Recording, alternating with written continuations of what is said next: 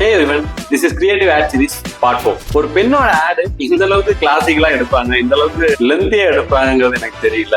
அது என்ன ஆட்னு சொல்றதுக்கு முன்னாடி நீங்க அந்த ஆடை ஃபர்ஸ்ட் பாருங்க, அதுக்கப்புறம் அதை பத்தி பேசலாம். चलो फटाफट नेक्स्ट नाम बोलो. బాలమురుగన్ నాగరాజన్ పుల్లిరాజు పుట్టమురుగన్ చించును గప్పే చిన్న మురుగన్ బాలస్వామి శేఖరన్ పుట్టపర్తి లోకకల్లు తుమ్మల లవంగం సర్వపల్లి వెంకట చిన్న ప్రసాద్ రాజా కులశేఖర మంగళం కీటి కీటి దేవా. और मिस्टर बर्थ सर्टिफिकेट पे बेबी का नाम लिखो. बाला इतना स्मूथ.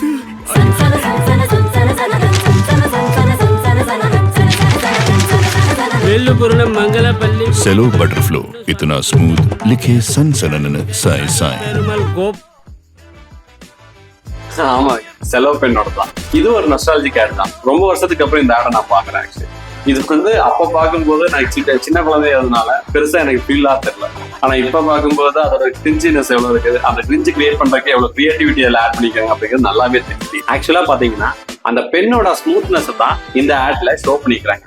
பட் அதோட பட்டர்ஃப்ளோ ஸ்மூத்னஸ் அப்படிங்கறது அந்த வார்த்தைக்கு தகுந்த மாதிரியே அந்த பெண் இருக்கு அப்படிங்கறது தான் இந்த ஆட்ல லென்த்தியா காமிச்சிருக்காங்க.